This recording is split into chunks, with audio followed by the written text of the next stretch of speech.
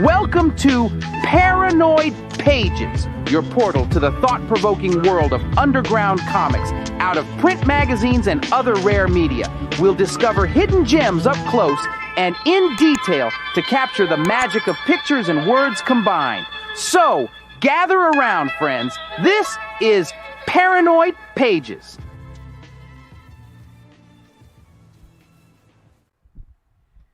We got a special one. I guess they're all special ones, but this one's particularly special because I've never even seen anyone else with this book before. I found that there was some copies made that you could have gotten for a small amount of time that were like between 150 and 300, but I think you'd only even have that if you knew exactly what you were looking for first.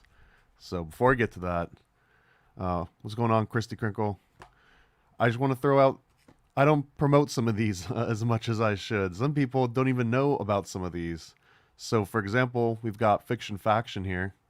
And this is like a little cool little like coffee table style book.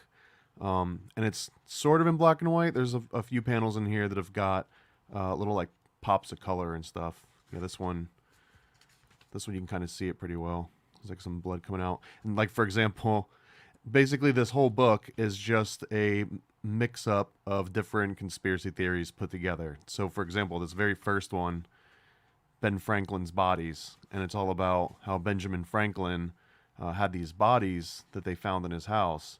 But this goes further in Fiction Faction to speculate that maybe Ben Franklin was eating people to gain their knowledge. So here's Ben Franklin, and that's why he was such a genius. And they're all like really kind of like short stories. This one's called Hollow Earth Pollution, that kind of ties climate change with these big gods that live inside of the planet. The kings and queens realized that by being feasting on the beast, they grew powerful. So this is a really cool one. I don't promote it enough. These are all the stories that are inside of it. I don't even know if I can say some of these words out loud. JFK Time Traveler, Moon Masons, Bacon, Shakespeare, Monkeys. You can get this at paranoidamerican.com, as you see, holding the right in my hand. And if you get one from the website, and I've got them in stock, which I do currently, I'll sign it, and I'll send it out. And then Homunculus Owner's Manual. We're going to be talking about alchemical, sort of like occult mysticism today.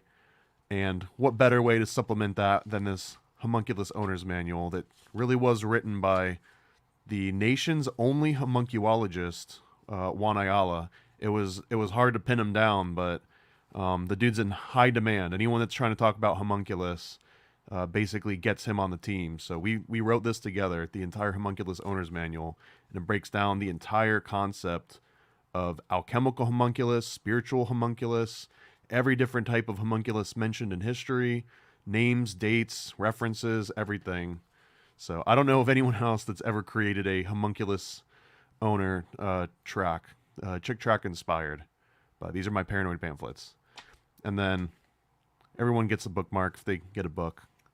Shout out Occult Book Club. If you're not subscribed to that, check that out too. And then also these brand new sticker sheets. This one is about John Dee in particular. So we've got John Dee and Edward Kelly, and like the little scrying balls. We've got some Enochian magic. These are all done by an amazing artist named Night Growler, by the way. And then these three are all about Crowley. So we've got this one. We've got a Moonchild one. We've got the Book of Moonchild here. This is kind of like the Babylon working ritual. And then this one's all about Abraxas and Baphomet. And so yeah, something to freak your parents out about. And then also, I've just been throwing these in with orders lately. This is a really cool, another occult reference. This one's a little deep, but that Aleister Crowley, the dude in the middle, might have been the father of Barbara Bush. I don't know how much credit I give this one, but it's an interesting one. So yeah, I've been just throwing these. This is one of the art prints from the site, but I just throw them in with orders here and there. Everyone that orders anything always gets some kind of cool freebie. But let's get into what you came here for. And that is this thing called the New Invocation. And when I got this, I didn't even know what it was. I was just kind of browsing eBay. And I think at one point, this is maybe the year 2003 or something. And I basically find this by searching occult, esoteric, rare book or something along those lines. It was like 2 a.m., 3 a.m., and I probably shouldn't have been up, but I was looking for that, and this thing came across. Well, it's haunted too. It's trying to close itself, and this thing popped up, and it didn't even really have a whole lot from the inside. So I almost had no idea what I was getting into. It was just this black binder, and it said all about this, underground occult, real rituals, private newsletters. So I was kind of in. No one else had even bid on it, so I was able to scoop this thing up.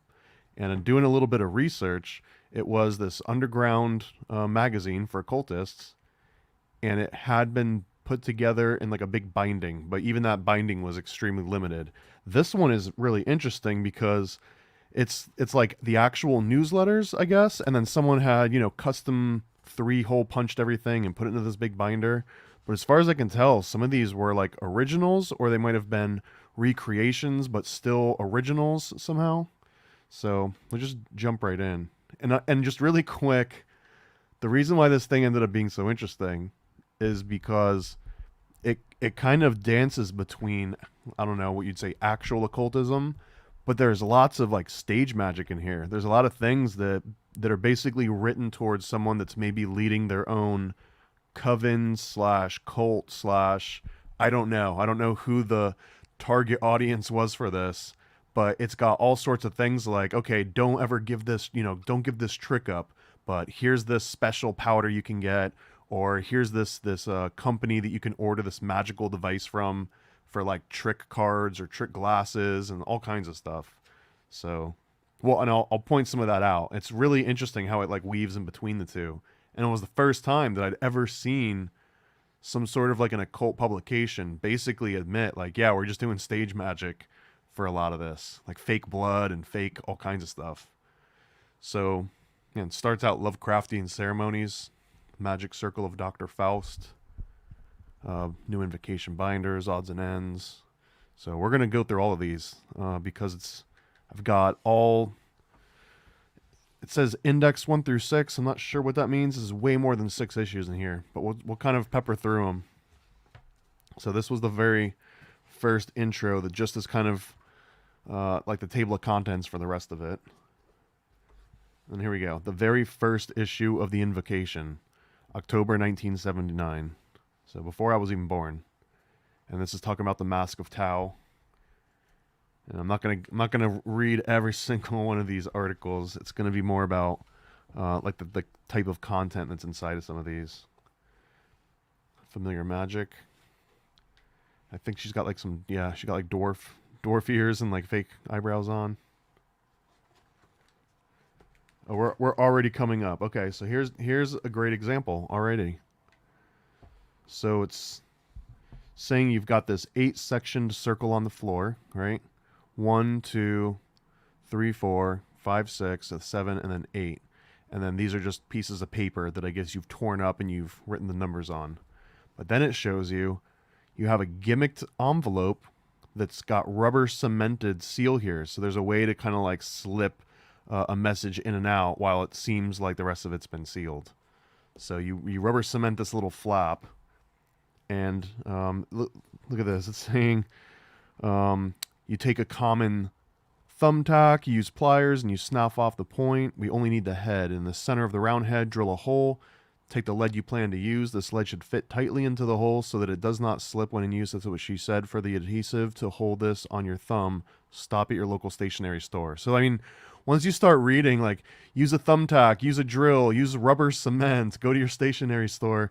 I was immediately fascinated by this because I had never seen anyone kind of come out and I don't know, portray magic with a K as anything other than, like, absolute true magic.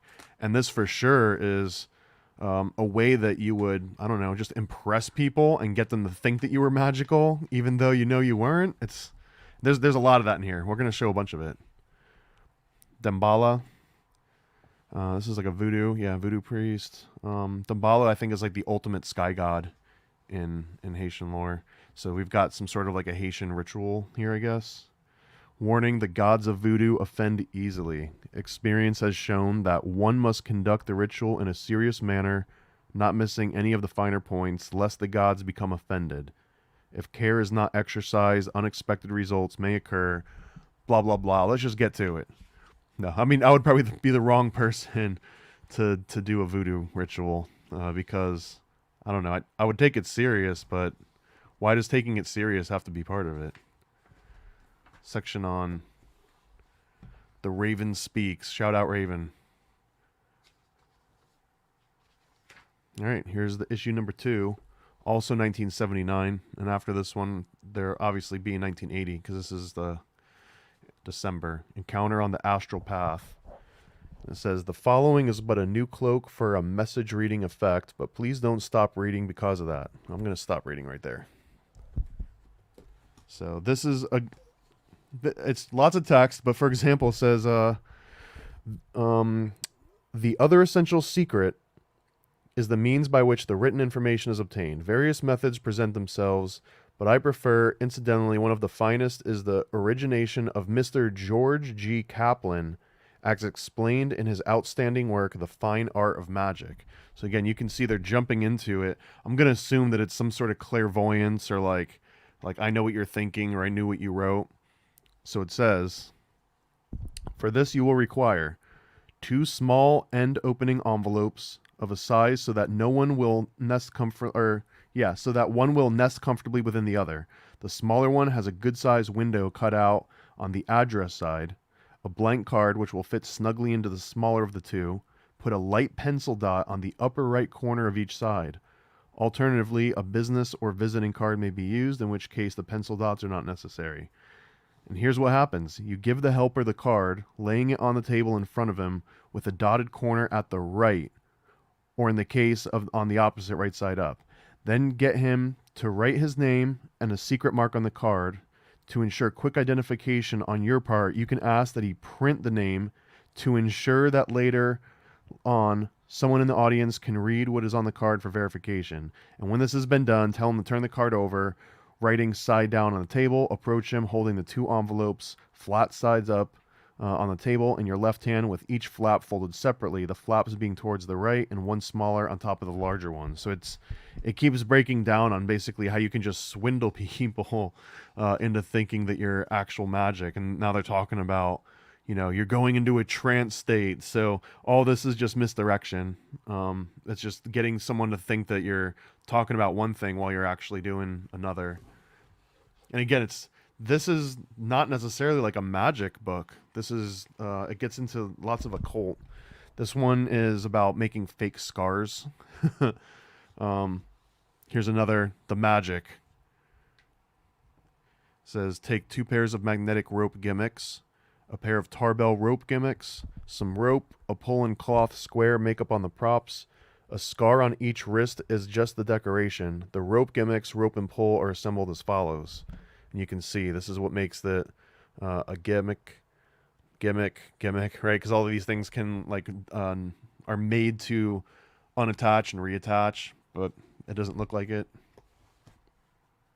Here we go. Contemplation. This says this is designed for presentation to an intimate audience.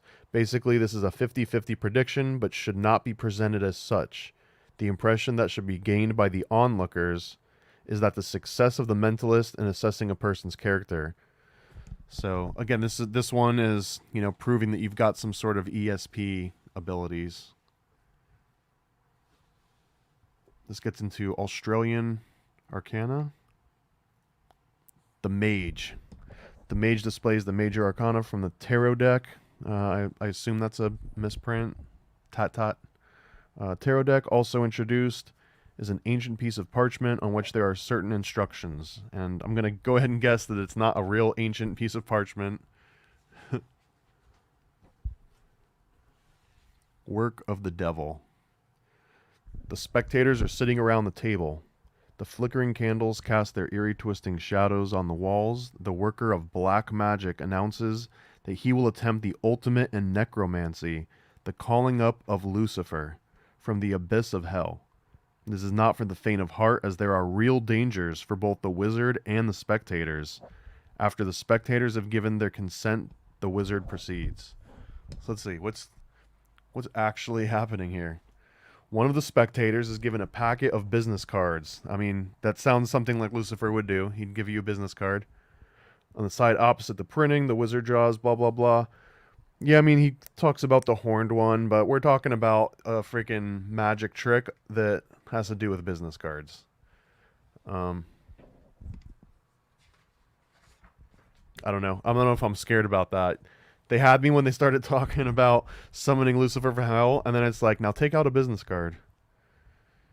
Encounter on the astral path, and this is talking about having like an astral twin leave your physical body. Sure, let's read some of this one.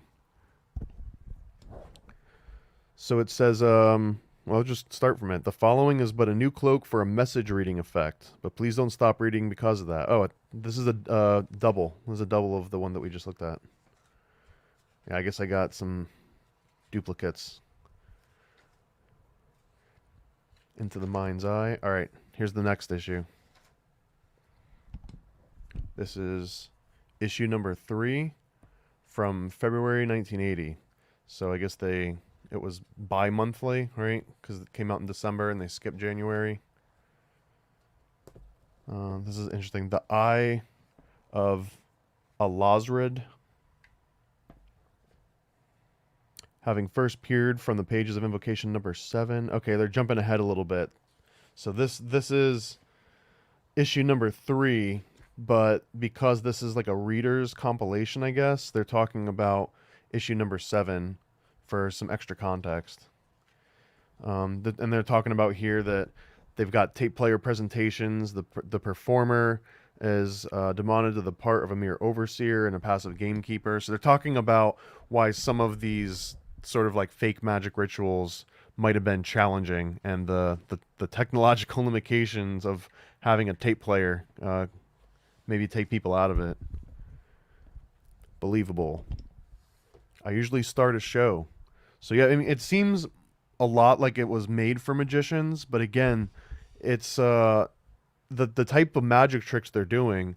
It's always about summoning demons, summoning the devil, like blood appearing in places, convincing people that you're clairvoyant. There's almost nothing in here that's talking about, pull a rabbit out of a hat, or, a bouquet of flowers out of nowhere. It's pretty much all like very dark style. So I don't know, this might have been cooler than some of the magic shows that we saw as kids. But I explain here a lot of gamblers are outlawed from many clubs for their ability to count cards. I do it by suit and actual count of denominations. As I'm telling this story, I'm shuffling the cards, asking they be cut, recutting, reshuffling. I actually spread the cards face up and show a well-mixed deck. Then I shuffle in square, and I'm almost positive it's just going to be some kind of a scam. You can even see right there. And I didn't add this underline. Whoever owned this one originally, just use a stripper deck. It's that simple. This is a very impressive to the layman. I've had offers to have it marketed, but have decided to give it to the readers of the new Invocation instead. This sounds like BS, but whatever. Let me know how you like it. I have had cardmen get very angry when they see it and tell me it's impossible. What I like best is that this does involve memory, and in the spectator's understanding we all have, to some degree, memory, hence it's believable.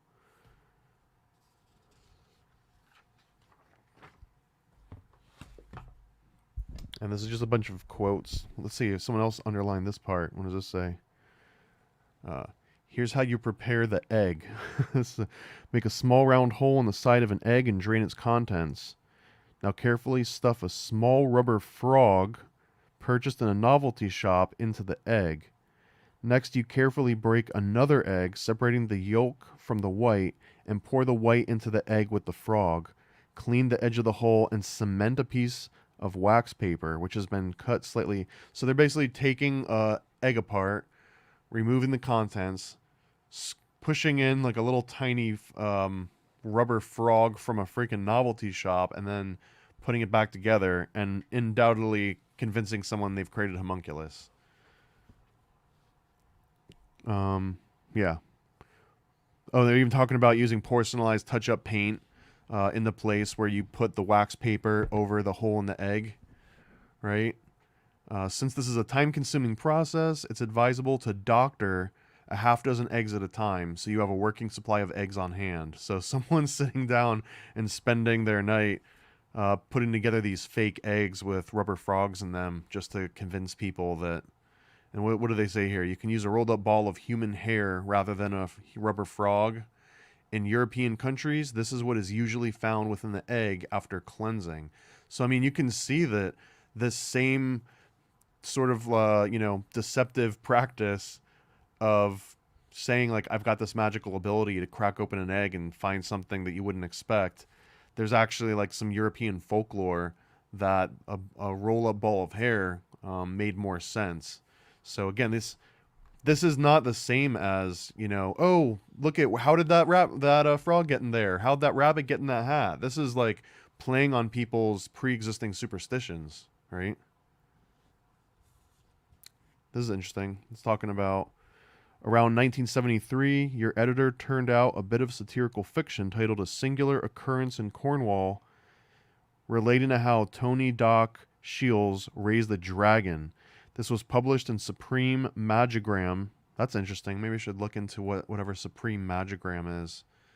That definitely sounds, magic related, obviously. And was responsible for the following table coming into my possession. How much is fact and how much is fiction? Only Doc Shiels can say. So all of it's fiction because he just said it was a fictional character. So that's interesting. He wrote a satirical, fictional story about dragons being real. And I assume that these things take on like lives of their own.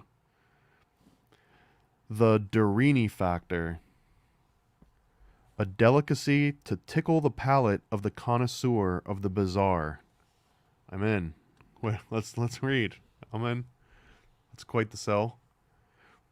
Repairing from an excellent repast, the party adjourned to the richly. Oh, don't turn into poetry here. Habana perfectos and cordon bleu. Okay. Enigmatic smile. All right, we're turning into a story mode here. I'm sure. And this kind of almost looks like Vincent Price, too, a little bit.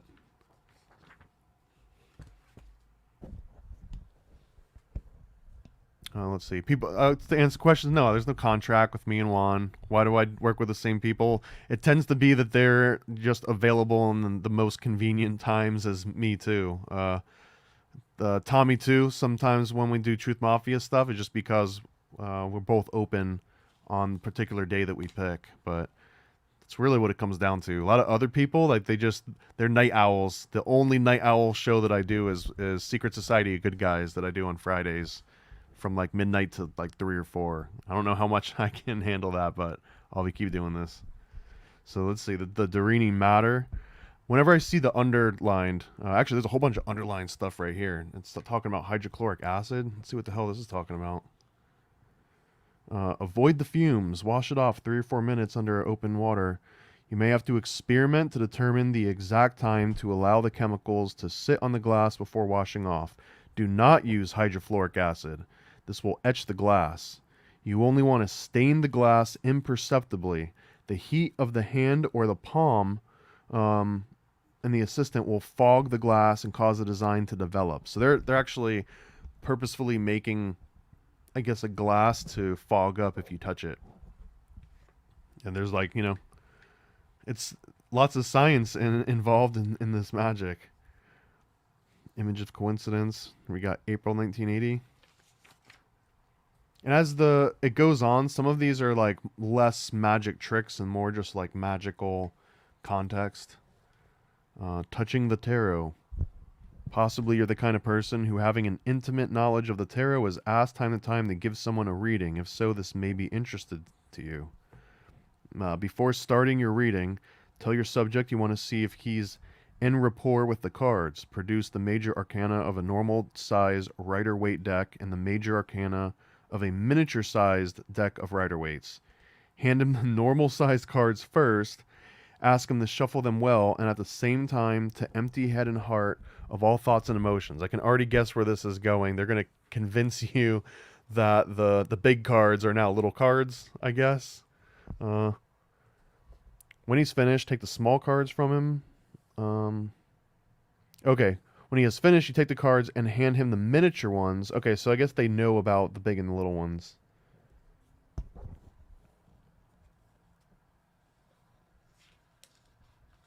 Maybe we should actually try some of these on an upcoming show.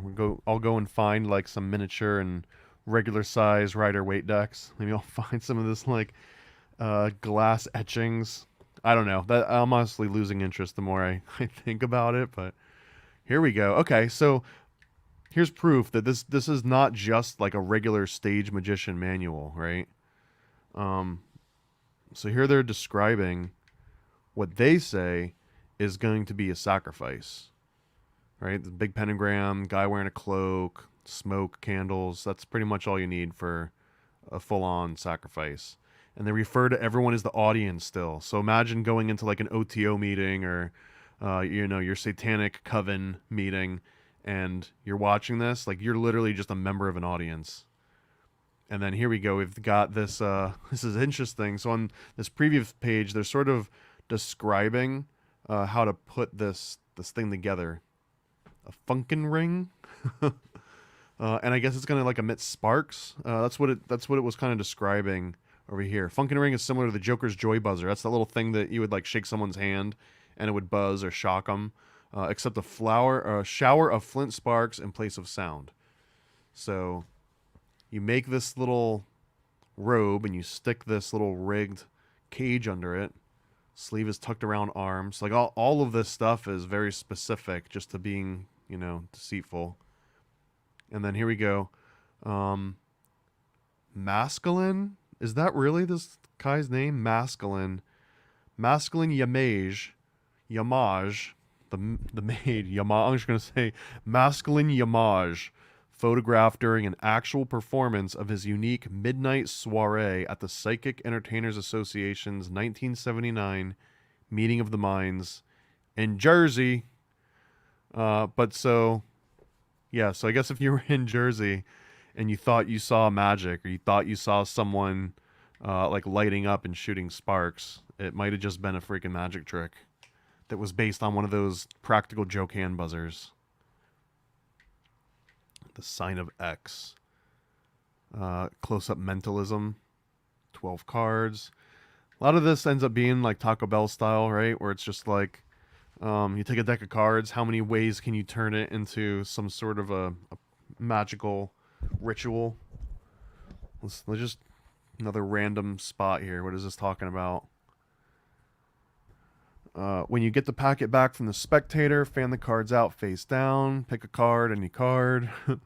Allow the left forefinger to secretly use the nail writer to apply the X on the face of the lowermost cards. So if you don't know what a nail writer is, it's literally, imagine taking like the edge of a pencil, right, and breaking off a little bit of that lead and just sticking the lead under your fingernail.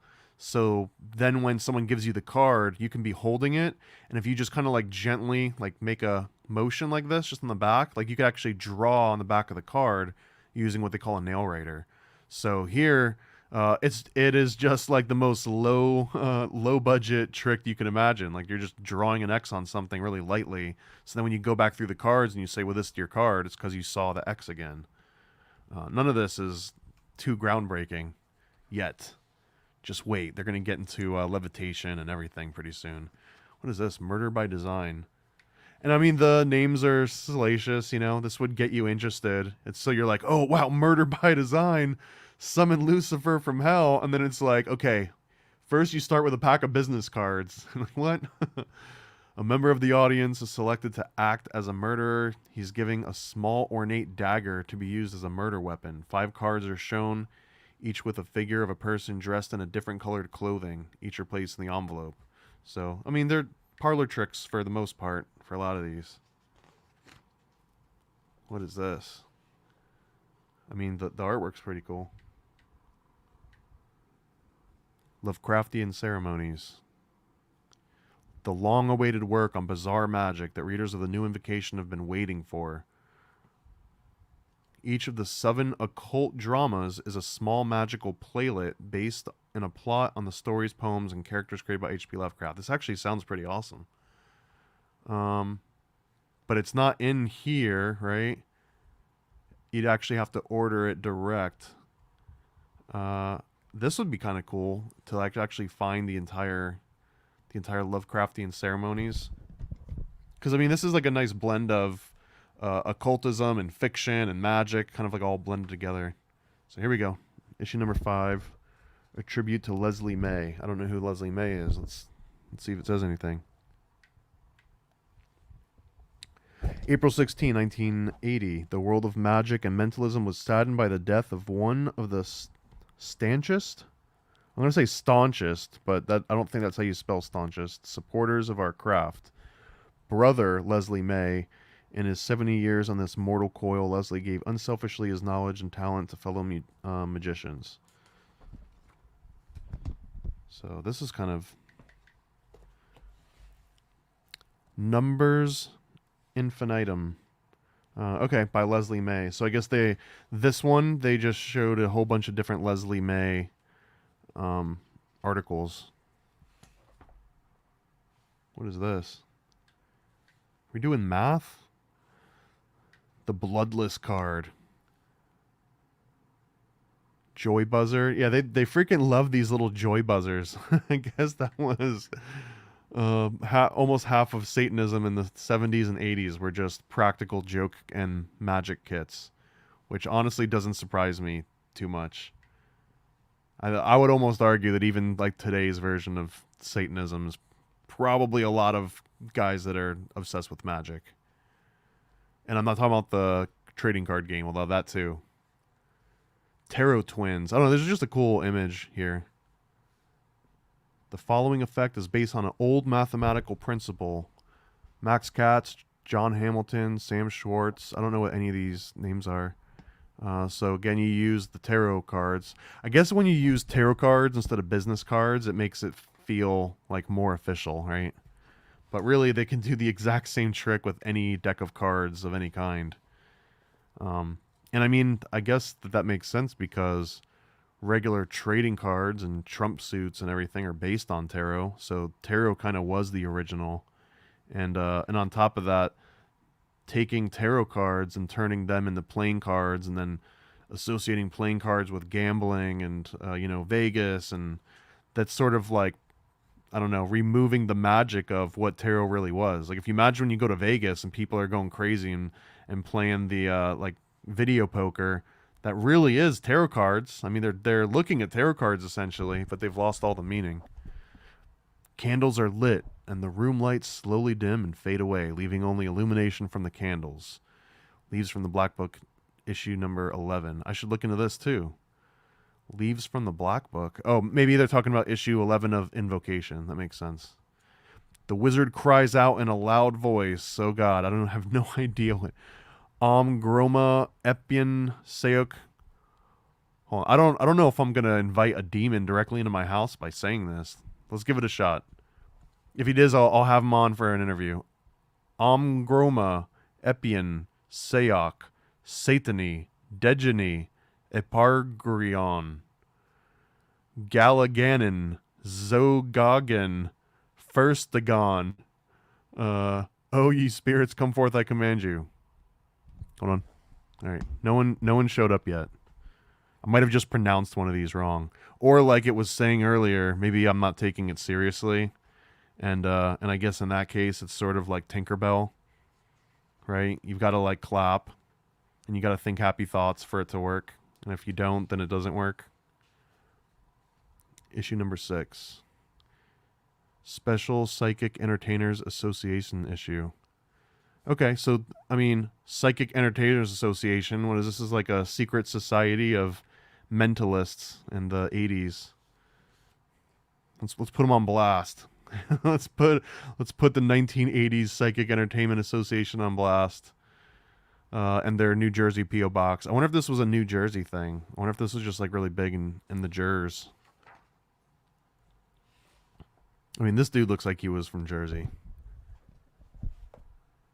And then here we go. We've got, I guess these ones are my favorite. They look like books that you would get as like a child, maybe in like elementary or middle school to do like science experiments.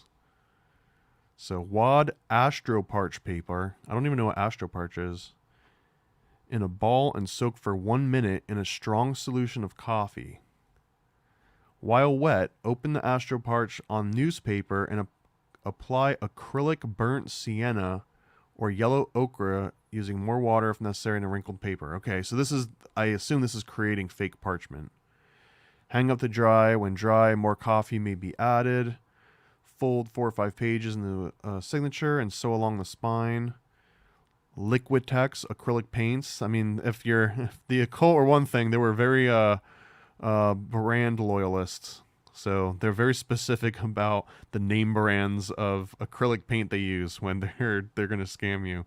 Occasional sprackling with red or brown ink adds to the effect. Yeah, I'm almost positive that's what they're doing. They're just making fake parchment.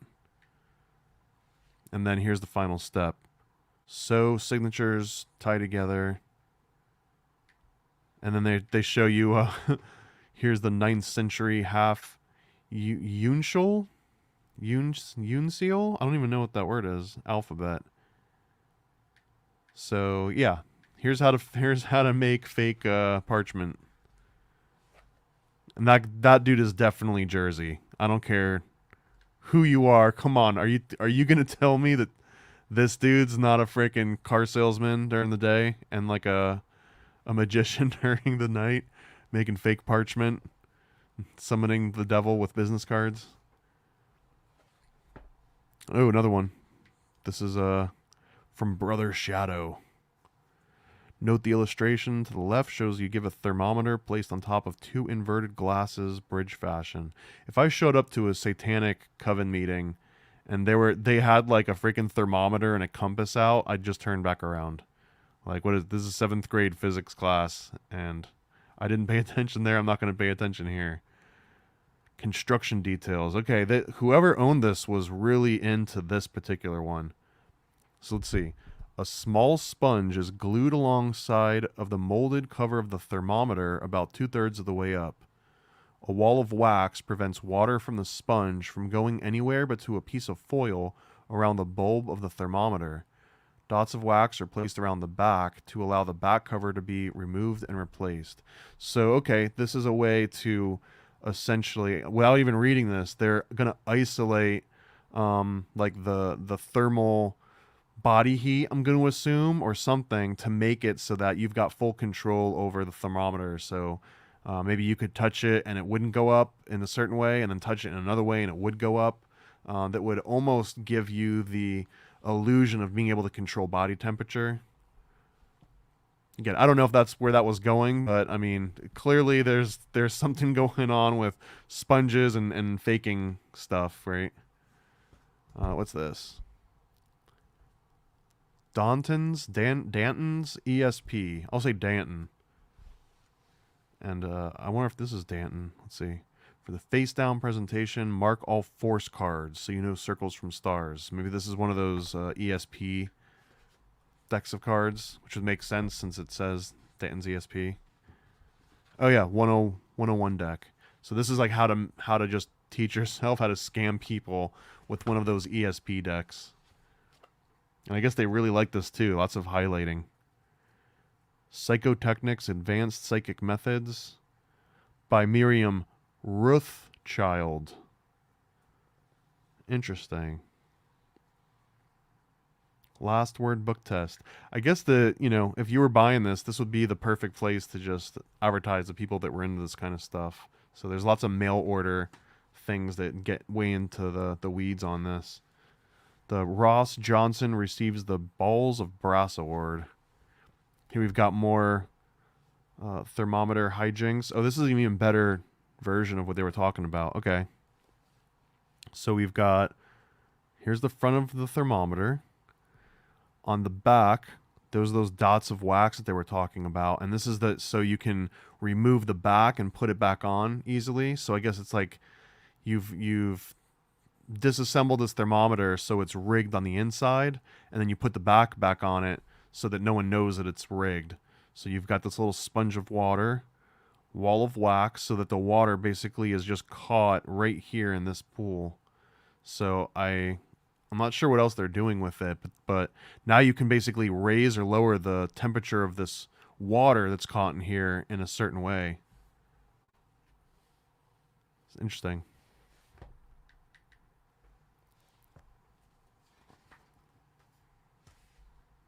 props for the bizarrest. Here we go. 7 through 12. What is this? Why Tom Palmer quit Magic. And I guess it's because rabbits started started multiplying in his hat. And he's got his foot in a spittoon. I do not get the inside reference here, but I'm sure like some deep magician is laughing, or they did when that came out. By Masculine de Mage. December 1981. Man, I love these little diagrams. Let's see what we're doing on this one. This is a really long freaking wind-up. Yes, professor, blah, blah, blah. Okay, they're talking about a jar. Oh, well, okay, we're talking about John D. Dr. D. I assume they're talking about Dr. D. Great Scott, ejaculated Cameron. The jar should be similar to a pint-sized mason jar. The soil may be any common dirt. It is gimmicked by adding a teaspoon of powdered sodium salicylate and a teaspoonful of ferric ammonium sulfate. Shake the dirt and these dry chemicals together vigorously to ensure an even distribution of the chemicals in dirt. A few pungently odoriferous herbs may be added. Lacking the proper chemicals, a little powdered poster paint, evenly distributed, may be substituted. Thus, plain water when added will cause the bloody red smear. Okay, they're just making fake blood powder. And then here we've got, I guess, where the fake blood powder is in. You've got a little wire, some foil. Interesting. At no point are any of these like, and then, you know, make sure that you don't actually get any of this cursed blood on you because it's always fake. An experiment in ectoplasmic charge. I'm just thinking of Slimer and Ghostbusters. For many years, I've tried to explain the phenomenon of ectoplasm, and it was only recently that I stumbled upon what I believe to be the real cause behind this manifestation. As it's commonly known, ectoplasm is a psychic substance emanated by spiritualistic mediums. Anyone can develop their minds to produce this phenomenon, and after countless hours of training myself to attain the proper concentration, I've discovered an astounding talent. Initially, your mind must first achieve a state of deep concentration, a state that goes beyond the subconscious, a state that touches death. Holding the mind at this threshold to heaven or hell, one is able to release an ectoplasmic charge, or ECK. Unlike actual ectoplasm, ECK is invisible to the human eye, which is incredibly convenient for making claims like this. Have formulated the theory behind this manifestation. My theory is that upon the instant before dying, one discharges something similar to a slight electrical shock into the atmosphere. This is due to the shock experienced by the molecular structure of the body cells at the precise moment before death. By meditating on this journey towards my self-extinction, I found that I'm able to condense and release this ECK through the tips of my fingers. Acting as human anodes, my fingers discharge and recharge ECK into my body. By recycling this process, I'm able to maintain the state of mind without expiring. However, until recently, I've only been able to release the ECK for brief lengths of time. As you know, my electrical current passing through wires will cause a certain amount of heat, which will increase considerably if the conductor is made thinner or if the current is increased. This is standard electronics, essentially. Utilizing this principle, I discovered that by using a very thin piece of aluminum foil and discharge my ECK through it before it re-enters my body, I'm able to generate a certain amount of heat. At times, I can almost completely pulverize the foil, depending on how long I maintain my mental state. Sir, may I borrow a small piece of foil from your cigarette pack? Okay, there's the magic. So that's the lead up, is you're telling somebody that, you know, you've mastered ectoplasmic charge and ECK and you can't see it because it's like a spiritual thing. But if you give me a pack of cigarettes, then I can show you the magic. I'm not going to get into all the details of this. There's more to go through. Touch and glow. Yeah, this is basically a nail writer, right? I mean, this is like a dramatic version of it. But just imagine this dude has a little piece of lead from a pencil under his nail, and that's all that's happening. So it's like, oh, who's drawing this? And it's like, you are, dude. Let's look under your dirty fingernails and let's see. The Kabbalah by Scott Davis. I'm not sure what this little number is for. Let's see. Oh, well, this was definitely important to whoever owned this. Let's see. The easiest marking system is assign a value to each of the 5 points of the star. Let's pop out. A binary system is used as per the illustration. The uppermost point has a value of 1, the next 2, then 4, and so on. So yeah, so it's doubling each time. When you paint the star on the backs of the cards, you leave some of the points open. All that is necessary is to add up the open points of the star and thus know the numerical value of the tarot card chosen. For example, in the illustration, the open points are 2 and 8. Okay, I get this. So this is I'm gonna maybe summarize this, maybe oversimplify it a little bit, but I've seen this exact same method in different ways. So one of the ways is man, I wish I almost had a deck of cards on me right now. Let's pretend that this is like, I don't know, the 10 of diamonds or something.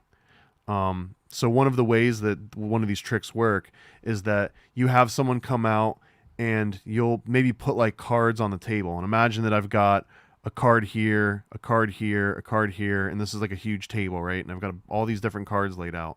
And then you pick one of those cards. Let's say you pick the card that's right in the middle of the table, right?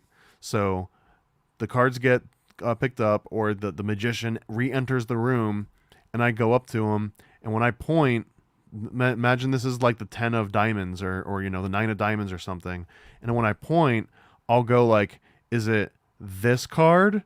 And it won't be the 10 of diamonds that I'm pointing at, but what I'm doing is I'm pointing to where the card is that person picked. So I've already told you exactly what card that they picked. So this is sort of a very slight variation on that, where if I know how to draw this star, I'll just intentionally leave out, I'll leave gaps in here so that you know that if I left a gap on this one, then it means 2 plus 8, 10.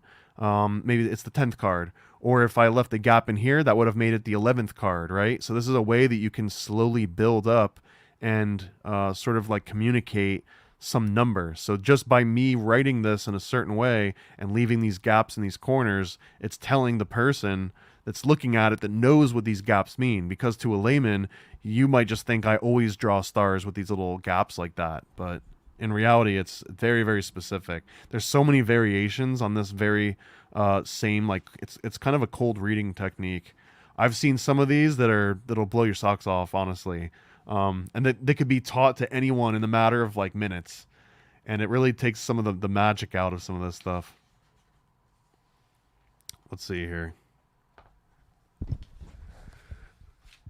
Number 8.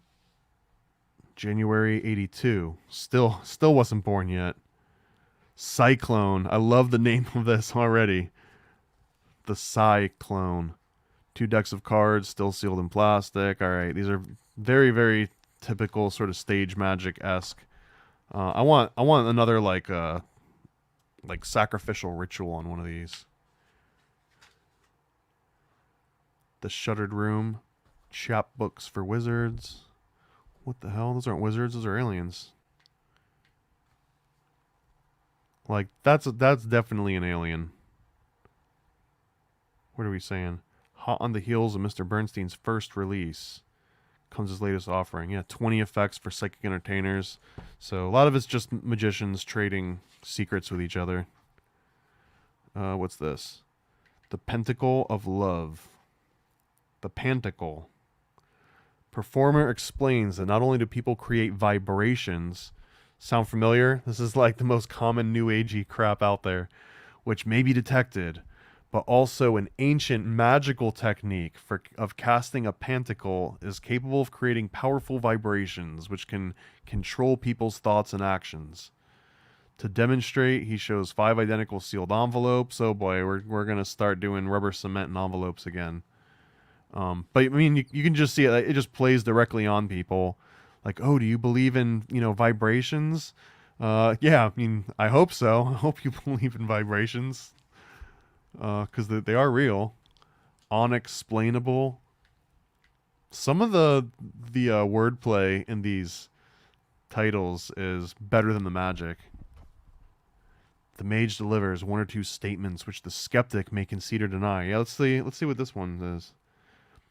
Among a group gathered in a mage's den, one is more vocally skeptical than the rest. That would probably be me, to the point where his ill-voiced criticism disturbs the others. This is 100% me. Finally, the wizard decides to deal with the problem directly. He invites the skeptic to sit opposite him at his desk, which I guess is also a come work table. That's an interesting. Does anyone out there have a come work table? Is that only wizards that are allowed to have, or mages that have come work tables? Place your fingers on the crystal, intones the mage, and I will see what the future holds. The skeptic obeys, letting his fingertips touch the large crystal which sits in ornate. I feel like the skeptic here is already a plant, right? The mage delivers 1 or 2 statements which the skeptic may concede or deny. Then suddenly the crystal seems to alter. In a moment it turns solid black. Obviously disturbed, the mage ushers everyone from the den and will speak no further to the skeptic. Okay, I mean, I like the showmanship aspect of it, and I like that he's got a cum table. I've never even heard of one of those. I feel like everyone should have a cum table in their house. My obsession with collecting strange objects and bizarre histories. Okay, so this one is just, whenever these start out like this, it's basically telling you, this is what you tell the audience. And then at some point, you'll realize when it tells you, okay, now here's the scam. So like you can already see, we've got a trick picture frame. The edges and bottom of the frame hold the glass fake and backing in place. The top is open for removing a photo. So we've got a fake first photo, right? So the side shot. So you've got a fake photo in the front, and then you've got like a little tab, I guess, that separates it from this original backing with a second photo that also has a missing corner. And yeah, they've got like a little piece of glass behind the frame. So it's all, again, it's all just magic tricks. And I really do firmly believe that all of like the seances and all of that of, Civil War and all the spiritualism movement, all, or if not most of, 99.9% repeating was all just variations of this. People just, entertaining themselves with time and fake picture frames and business cards. A lunch with Renfield. I don't understand why mortals fear which they know nothing about. Just because Wiccan warlocks, witches, and other practitioners of magical arts have different beliefs and customs, people lump them all into one category as monsters, ogres, creatures who obscenely torture animals, eat babies, and perform all manner of imaginative, unwholesome, and unsavory acts. What is it in human nature that causes them to be so irrational and superstitious? I mean, maybe, but also there's certain groups that if you actively decide to associate yourself with, that outspokenly do some pretty heinous things. It's more than just superstition, and and people making judgments that time. Like, don't judge a book by a cover, but also, do you trust in the poisonous label on the outside of a bottle? Because that's kind of judging a book by its cover, is it not? The Spell That Binds. Some of the artwork in these is just really cool, and it's like you wouldn't see the artwork outside of some of these. What is this? We've got a freaking like Sunday cartoon. The science column says that the left half of the brain is dominant in right-handed people, and the right hand is dominant in left-handed people. And that's why left-handed people are the only ones in their right minds. Okay, this is a left-hand path. reference, I'm going to assume. We got more Cards of Destiny. Again, if this was just like all business cards, right, it loses some of the magic. So when you use tarot cards, it automatically gives it extra street cred. In review, another Leaves from the Black Book. This is, I think, the one that came up earlier. Upon numerous occasions, I've been asked to compile the Goeticist 5-foot shelf of reference books. However, fearing the tread and all that sort of aside, since there's several mix-up dates. Okay, it's just someone explaining that they're they're taking a little bit longer to put the book out than they thought they would. I can relate. I get it. Oh wow. Okay, so this is just a bunch. Oh, so this is the reference of books that he suggests. So yeah, let's look at some of these. Magic Spells, 1971. The Complete Illustrated Book of the Psychic Sciences. I bet you some of these are awesome. I might have to look into some of these. Complete Book of Voodoo from 71. Gypsy Sorcery and Fortune Telling from 64. I bet you that one's got some fire in it. Celtic Magic. We got Anton LaVey, Satanic Bible. Drawing the Moon. The Devil's Picture Book. Sexual Magic. Natural Magic. ABCs of Witchcraft. It's like an OG Dummies Guide, maybe. And then someone marked all of these ones. Mind and Matter. Mind Novas, Lovecraftian Ceremonies, Book of Thoth. Grimoire, I assume. It's an alternate spelling of Grimoire. Devil's Diary, Handbook of Horror. Some of the names are pretty awesome. Witch's Brew, Something Strange. 13 with an exclamation mark. Daemons, Darklings, and Doppelgangers. That sounds kind of cool. And then there were 3. Negromicon. Grimoire of the Mages. The Demon's Diary. So, I wonder how much of these are just straight up stage magic and how many are like actual occultism. What is this about the 1920s here? The gist of this whole thing is if you're going to hold yourself out as an occultist, parapsychologist, or simply a student of the unknown, you would better do your homework first. Today's audiences, right here, are not composed of the somewhat bucolic and uninformed masses of the 1920s. They have lived just as you've lived through the occult explosion of the 1970s. And are informed, sophisticated, educated, and inquisitive. I'm going to call bullshit.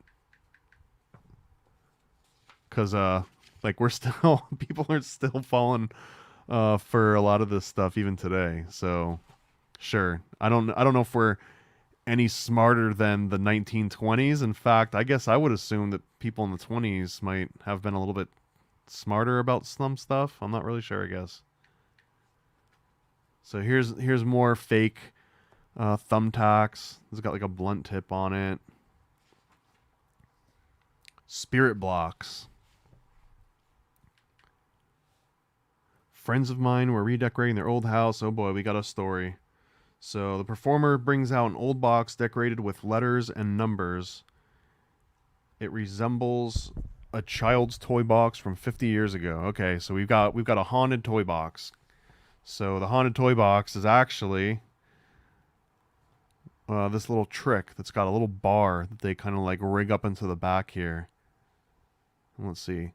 The block, the performer assisted a lady to balance on her fingertips is the poltergeist block. Okay. So now it's going to be a magical poltergeist block that you can, I guess, make it seem as though it's under the control of some entity, but really it's just rigged. Power drain. And I've gone through this whole thing looking to see if there was one article that was like, okay, I know all the other stuff is stage magic, but here's the real stuff. It never actually says that. It's all always stage magic. And I believe that this stuff was like highly coveted. Like there wasn't an internet site you would go and leak this on, and if you had joined the right circle to have access to getting some of this stuff in the 70s, then you probably wouldn't just, just share it with everyone. And even if you did try to share it with everyone, what's the chance that anyone else in your zip code that you knew of would care about any of this? So something demonic this way comes. All right, I'm in. What are we talking about here? Every time I think of that accursed letter, the stories. Just show me the gimmick. I want to see the gimmick. Okay.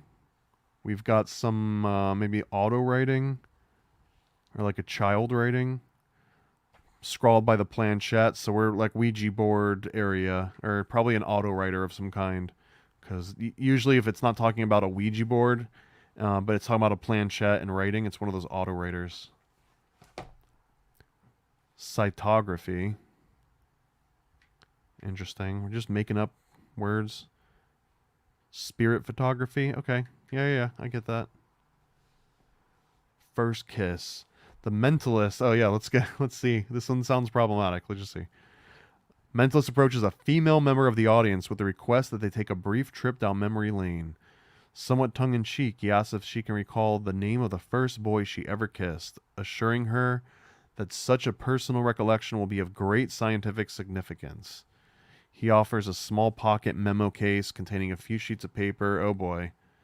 This is just another variation of like, I can guess what you wrote, or I already wrote what you wrote.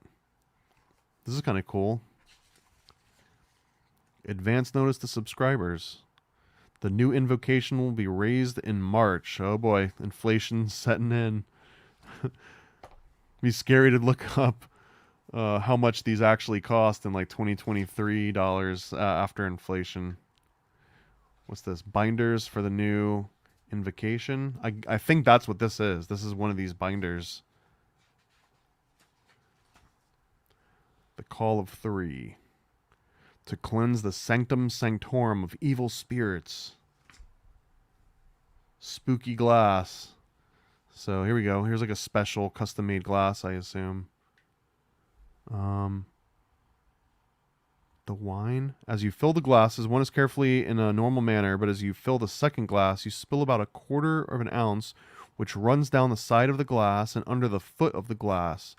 As the acetone evaporates, pressure is built under the glass, which will rise unnoticeably and begin to move.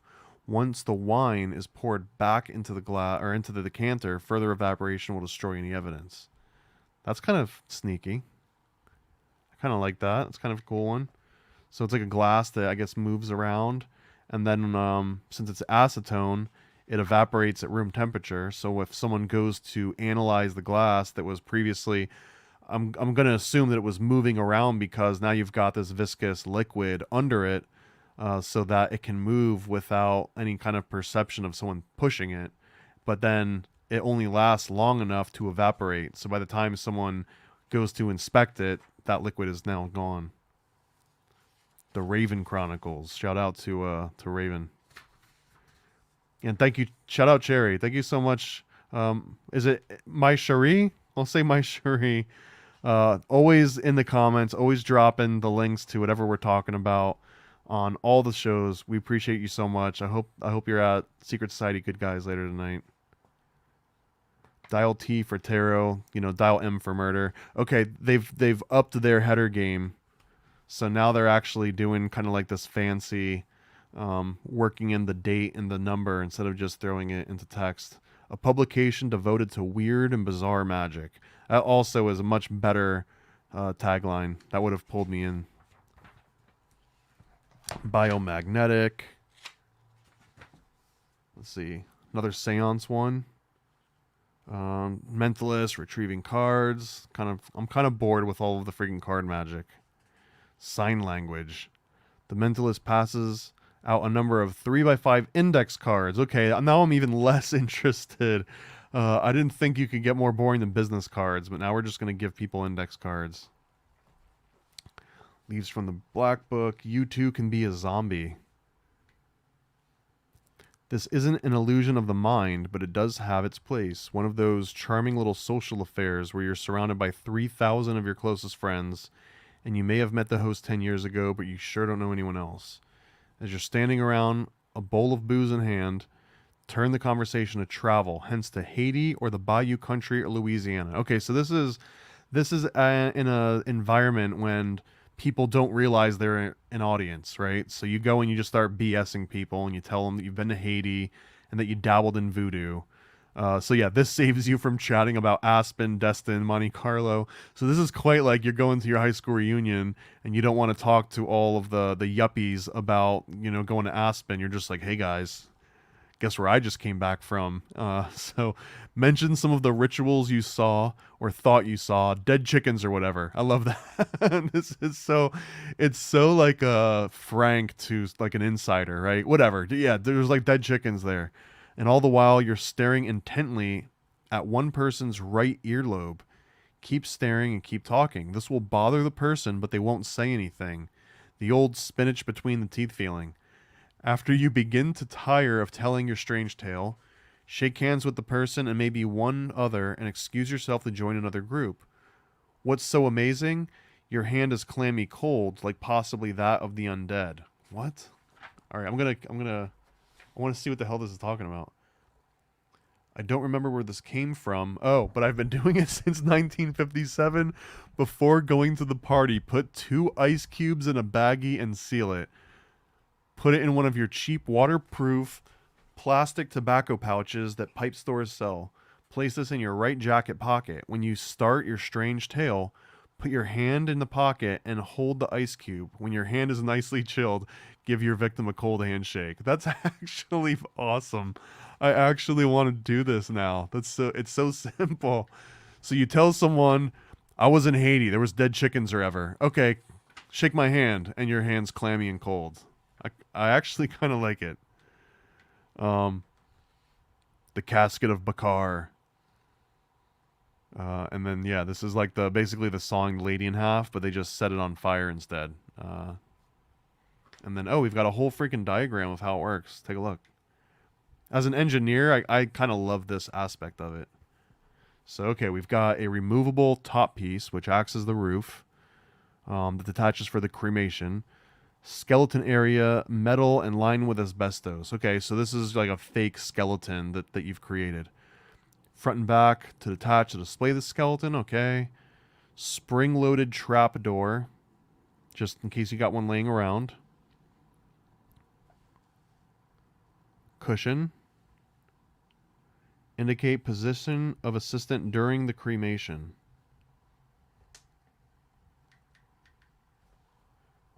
Interesting.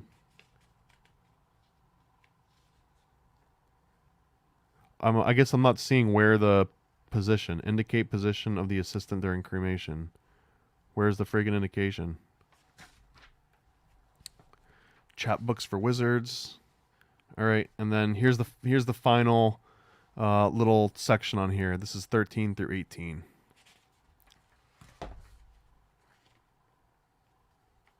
Kind of cool. Little. Oh, what was this? Masculine damage. I know it's probably mage, but I don't know. I like this, man. This is actually some really cool artwork here. And it's got like a little cosmic celestial effect going on here, like he's cooking up the universe. Dial T for tarot. Okay, this is actually a repeat. We just looked at this one. Yeah, sign language, zombie. So apparently I've got extras. A breath of hell. Okay, that one's just like eat a bunch of garlic and shake people's hands. Polterguy. This they're starting to wind down on the clever titles, I guess. The horror culturist. Okay, you've won me back. The horror culturist. Jim, you excel not only as a psychic entertainer, but as a dedicated gardener. Masculine lounged comfortably in his lawn chair. Okay, this is like insiders because he's talking about masculine, which is not a real name I've ever heard before, but it's also masculine damage from this. So these dudes are kind of sniffing each other's farts a little bit, but that's okay. Astrology. Miriam Rothschild. Cold reading. Okay, cold reading I think is probably one of the most interesting aspects of all of this magic and stuff.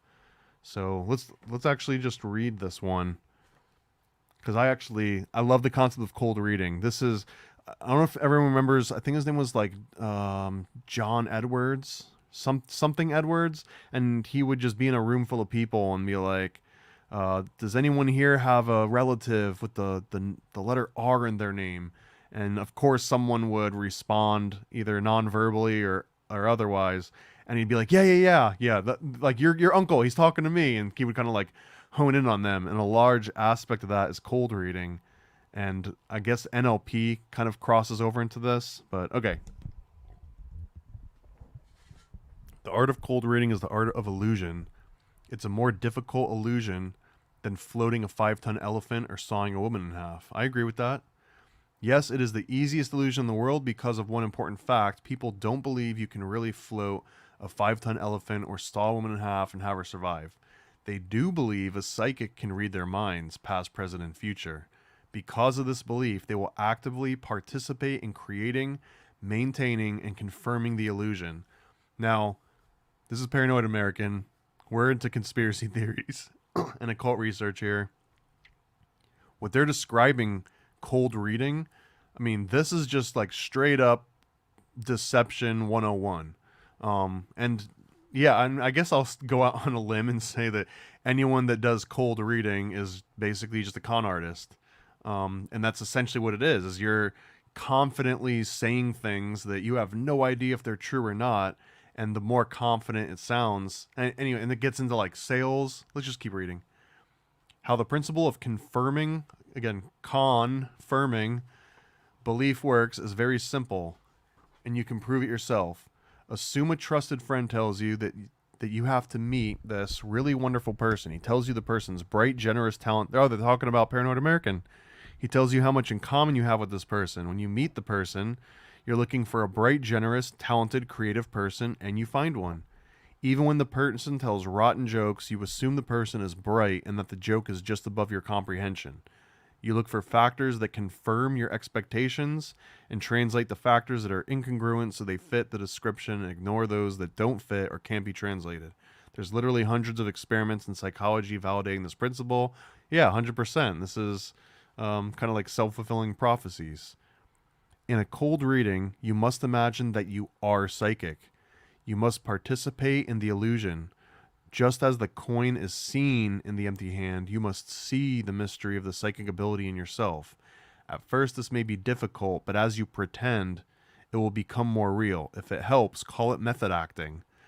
So again, this is just con man 101. Just believe your own, your own BS, and it makes it so other people will believe it too.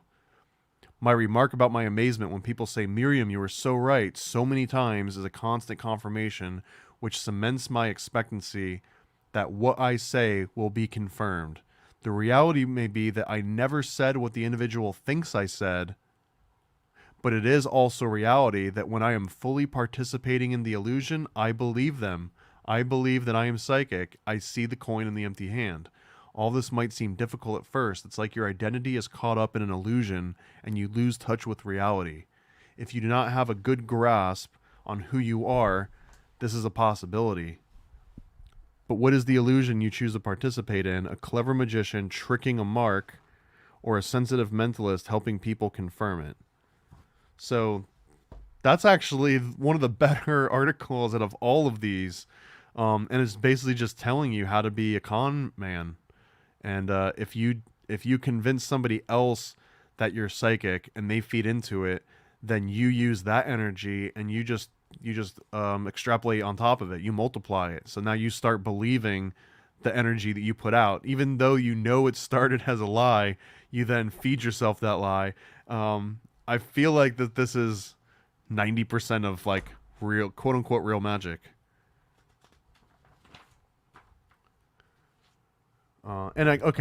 The Barnum Forer effect. I mean, it's just when your expectations drive your bias, right? So it's when you have like the preconceived notion and you just kind of feed into it. But it might not be complete BS. It's just the same thing as when you learn a new word and all of a sudden you start hearing it all over the place, or you see like a new thing and you start seeing it all over the place. You just might be more acutely aware of it than you were previously, but nothing's really changed. At least I don't think so. Blood harvest. The fruit was harvested by the light of a blood moon. The rare albino grapes were blended with other secret fluids to produce a wine of exquisite qualities. The recipe was never written, but it was passed on from generation to generation, whispered conversation vintner,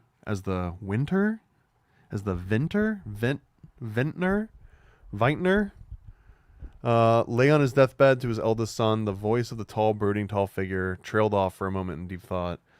So something about wine, blood harvest, Dracula. It's going to end in a magic trick. I almost guarantee it. Okay, this is a pretty badass little advertisement. This dude is New Jersey AF. Personally silk screened by hand. 28,000 pages of illumination. Tipped in 3,500 color photo. What? Is this even real? So this guy's got 30,000 pages with almost 4,000 color photographs, handbound, 250 of his Grimoire of the Mages. I need to find this. Masculine Yamaj, Grimoire of the Mages. Let's find this. Can anyone find this? I feel like there's probably something interesting in it. August 83, number 16. Let's get into it with the diagram already. So the rack is a simple upright dowel mounted on a heavy base supporting a disc 6 inches in diameter. So what are they going to like do? A little centrifugal force kind of thing? Of course, all the liquid used is pure water. Blood and fire. Let's see what this is. This presentation uses a dramatic build-up to heighten the effect of a seemingly impossible prediction. The performer is seated at a small table ornamented with and 2 lit black candles. The room is dark for an eerie atmosphere. He states he will attempt a modified occult rite, which has been originally used to cause eternal punishment to an enemy. However, in this modified form, punishment will be directed towards a notorious criminal already dead. Dipping a pen into a bottle of raven's blood. Imagine being the guy that shows up to the party and you've got raven's blood in your pocket and you're just like, how do I work this in? At what point do I get to pop out this raven's blood and people don't think I'm a weirdo? And does it like break the illusion if halfway into that someone's like, wait, did you just say you've got raven's blood in your pocket? Where'd you get the raven's blood from? And then I don't know. I guess I'd be that that guy. From the Tajaric Book of Ritual Sorcery. Interesting. Another Miriam Rothschild cold reading. The last issue. Oh yeah, let's see. I'm big on the cold reading. I think that cold reading explains so much phenomenon too. So it says, in this article we'll discuss the gamesmanship and cold reading, or the realities that support the illusion. If you don't know the rules of the game, you can't play. I agree with that. The first rule: the game of psychic reading is a winner-winner game. You're not in competition with the client. You're in cooperation with the client. You're both engaging in a symbiotic relationship. You have a contract to satisfy each other's needs in a fair and equitable manner. It's a situation which you can both potentially gain from the encounter. Another way of saying this winner-winner game, if anyone knows anything about like improv comedy, one of the rules of improv comedy is that it's always yes and. You pretty much never say no to something because no sort of kills the energy, whereas yes and is always building on the energy. And the improv show, it's always about maintaining the energy in the room. The second someone takes all the wind out by saying no or refusing to do something, it kind of kills the whole thing. And that's exactly what we're talking about in cold reading. Second rule: you are to direct the encounter. The moment the word is spoken that you are psychic and the person asks you a question or do a reading, you are the authority. Authorities do not say things as if they were unsure. They are positive, direct, and all-knowing. They are authoritative. They give advice and discuss probabilities. They have the power to speak the truth. So just con man. You just con. Third rule: since self-fulfilling prophecies are a psychological reality, I mean, they're calling it a self-fulfilling prophecy right here. Remember expectancy. Never suggest a problem exists without providing a workable, plausible resolution that is within the control of the client's actions. Fourth, psychic readings are dichotomous. Individuals want to know what they have a predictable future and that they have control over that future. You might call this Hiriam's razor. The cutting edge between the good and the bad reading is to maintain the delicate balance between fate and free will. Fifth, if you decide to play, you must at all times be conscious of your responsibilities for your words, spoken and unspoken, when you join into the illusion. If you don't like people and cannot guarantee your participation in this ancient art will not leave the person in a good or preferably better psychic space than before you encounter, you cannot ethically participate. This part is so interesting to me because they're basically saying, like, even though you know that you're just BSing someone and you're just lying to them and you're just showing them stage magic, but as long as they leave in a good mood, then all that was ethically fine. But if you leave someone in a bad mood, now all of a sudden your ethics are in question, which I don't know if I agree with that. This may be a game, but it's a serious game. There's many ramifications if one does not take it seriously, not the least of which is a very warped view of oneself and other human beings.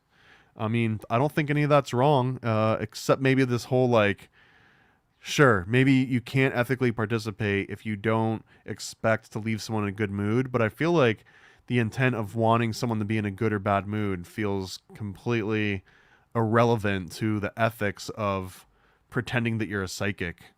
Because if you give someone closure, maybe that's good, but if you gave them closure by lying and said that you just talked to their dad that they never were able to, like, resolve in life, I don't know. I guess it's an interesting ethical question that I'm not the one to answer, but I don't think that it makes it magically ethical just because someone feels good after you lie to them.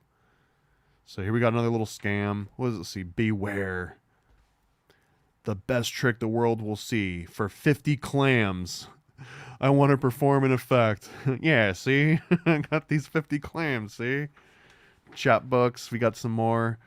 The Esoteric Order of Pan. I wonder if this is real. I mean, I'm sure it is. People spend money to join all kinds of silly clubs. Scheduled to begin soon is an excellent series. Okay, they're just hyping the next thing that's coming up.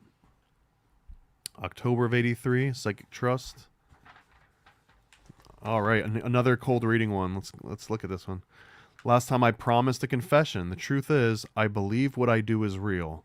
I'm a victim of the illusion. I've come to the realization that whether one calls what I do mentalism, cold reading, psychic readings, empathy, the skills that I employ allow me to tune in to other people, needs, fears, expectations. Okay, so you're an empath. Just freaking call it that. Don't call yourself. The illusion that I have been discussing is a reality. More important is the reality what I do is not a special God-given talent. The talent is a product of years of practice and study. I think it's easier for a person to learn to do what I do if he or she approaches it from the direction of a believer and a seeker of psychic ability. Maybe we differ on this, but because I think you don't have to believe in psychic ability to also know how cold reading works. In fact, I think there's probably a good portion of people at some point they realize they're just scamming people. But again, if someone leaves in a good mood, then you can just convince yourself that it was ethical to charge them $50 for a psychic reading. Many people buy my books think they will learn another way to imitate reality. They will not. If they follow my directions and practice as suggested, they will learn how to be authentic. God. So telling somebody that you're a psychic, even though you didn't think so when you said it, but after you said it, you believed it more than you did. I don't know if that's being authentic, but human beings are readable, they're predictable, they're mystical. All I've done is strip away the mumbo jumbo and slow down my learning. Sure, I feel like there's a lot of NLP going in here, but if you dress it up, I guess you kind of have to because we're talking about a magical, bizarre grimoire magazine, so you can't just go right into the sales pitch every time. Carte Blanche, the Sign of the Elders. We're getting close to the end here. What is this, a fake dinosaur? It is. Oh no.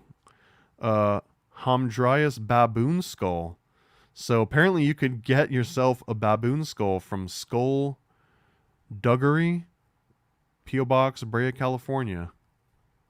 Interesting. So you put some glycerin inside this, potassium permanganate, and cotton. Smoke effect, trap release, battery. Okay, so this is basically a little smoke box, and I assume smoke would start coming out of the skull. Let's just, you play a cassette. This new technology of the early 80s of these cassette tapes. And they even say Indian House Records, so they give you a special soundtrack for this particular little gimmick.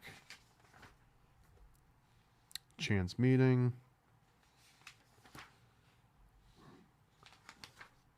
And then here's the last one, at least in this collection. The Hand of Noth. December 1983. So I was finally born by now. The Sigil of the Worm. I like the artwork. I like the name. Here's an outgrowth of an idea. Outgrowth?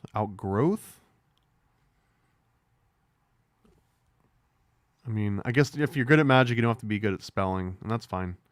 Here is the outgrowth of an idea that Bruce Bernstein had as a variation of Masculine's Ring of Protection in the Demon Diary.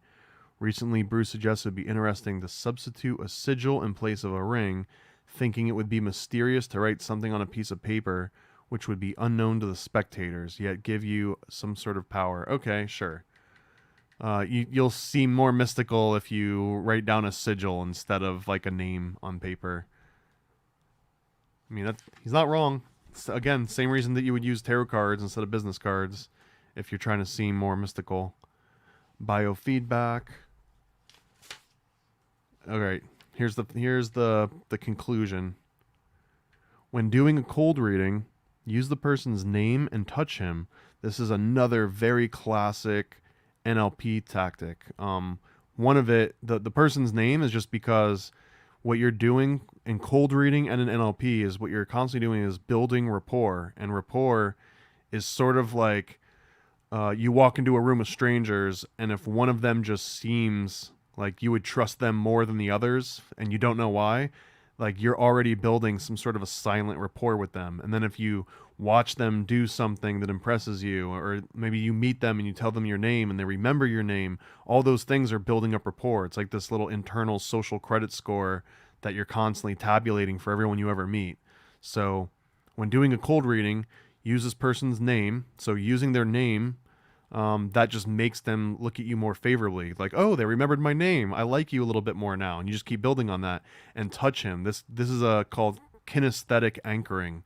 So if you use someone's name and you touch them as you say their name, now they've got this like this bookmark, this milestone that, okay, not only did they remember my name, but for some reason I remember that they remembered my name. I don't know why I remember that more. Well, it's because you gave them this little anchor, this little kinesthetic anchor. Remember, doing a psychic reading is a very intimate encounter. If you want to get into someone's head, you had better know him well enough to touch him and call him by his name. Again, you want to build enough rapport with someone that you can say their name and touch them without it being awkward. And if you can, then that means you've built more rapport than an absolute stranger. When doing a psychic reading, don't be afraid to ask the person what he wants to know. That way you can give him the right answers. If you don't have enough guts to ask directly, use billets. If you use billets, make them simple so you don't get confused. The more work you have to do to go to deceive someone, the less time you will have to pay attention to what that person really wants. Someone to make him feel special. That's really what it is. And it's so funny how before they were talking about like ethics and it's not lying if you believe it yourself. But then, the more work you have to do to deceive them, the less time you have to pay attention and making them feel special. So you don't have to convince them that you're special. They already think that since they think you're psychic. If you don't believe it, think of how you would feel if you thought a person who could read your mind were sitting there holding your hand, gazing intently into your eyes if she could strip your soul naked. The feeling is similar to that period of paranoia between a couple of martinis and being so stoned that you don't give a damn.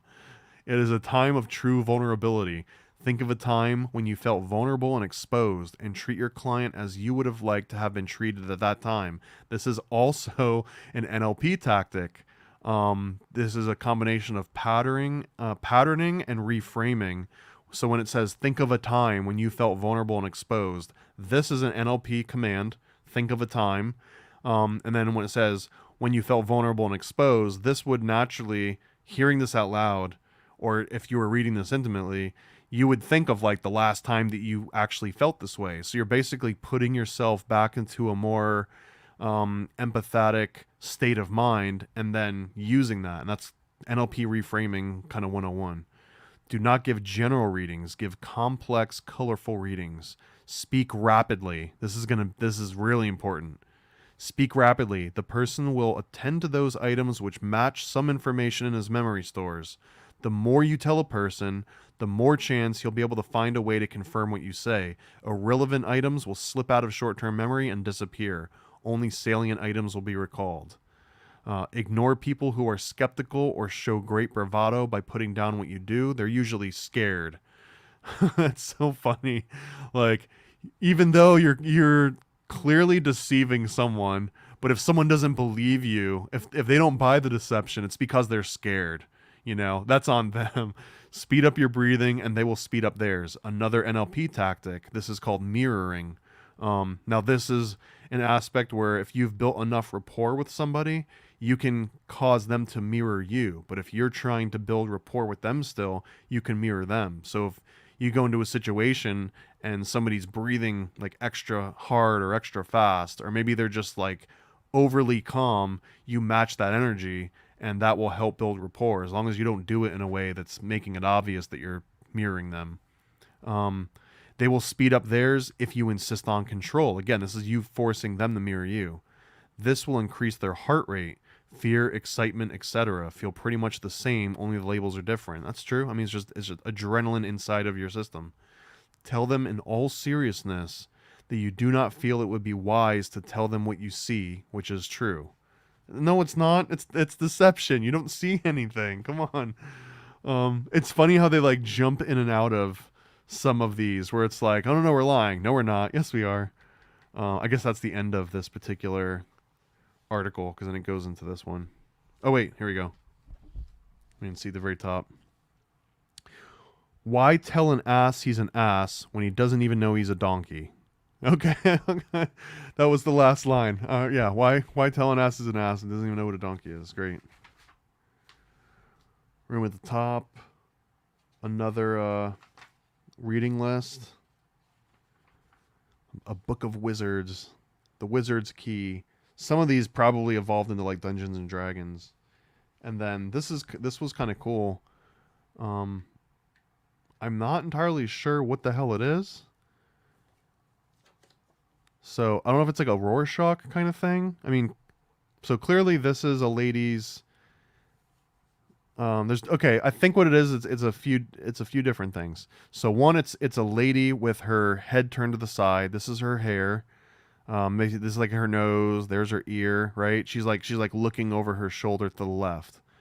But okay, forget that you saw that version.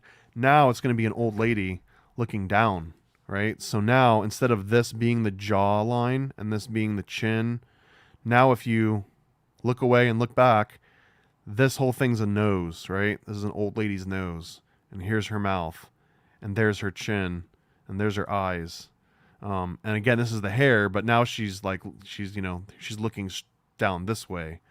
So that's two ways to look at it. But I assume that there might be like other variations of it. Maybe, I don't know. I stared at it for a while, and I guess no other images were kind of clicking for me in any of these other orientations except for just these two. So I see someone, Lucy Rose says that's nostalgic. Yeah, I see the old hag. And I see the young woman. Is that it? Is it just these two, or is there more to it than this? But this is another really cool way of, I don't know if it's NLP or expanding consciousness or whatever, but these illusions where you can trick yourself into seeing it one way and then seeing it the other way and then seeing it the other way. I love this kind of stuff. And then the Raven Report. Shout out Raven from the Nephilim Death Squad. What is this? The New Jinx. Between May 1962 and April 68, they published the New Jinx, dedicated to the principle of the original Jinx. Interesting. Spellzabub. Issue 1 of the Raven Report. I gave you an effect based on Doc Shield's effect called the Spellzabub. Now Leslie May has come up with a further edition called the Spellzabub Plus. It's funny.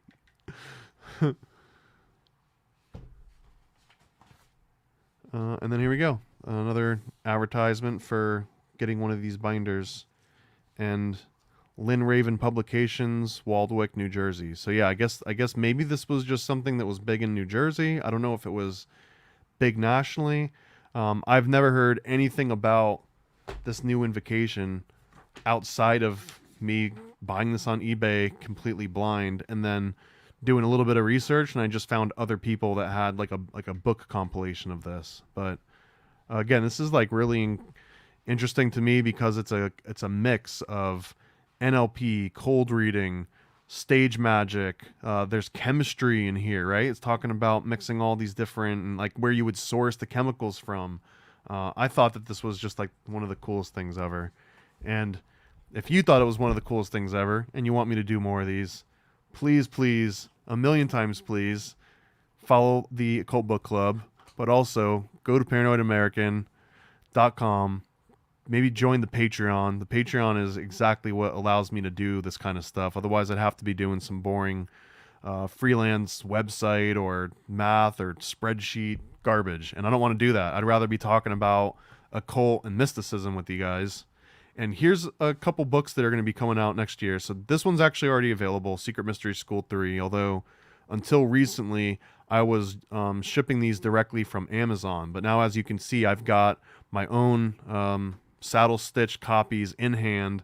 This is an amazing book. I mean, yes, I'm biased because it's mine, but this crosses sacred geometry, occult symbolism, philosophy with Honey, I Shrunk the Kids, vomit. They have to steer through this like vomit covered labyrinth, and they find a minotaur at the center. I'm not going to give too much of it away. Yeah, there's like a little Guitar Hero thing going on here. And then this one, no one's even seen this yet. Nobody.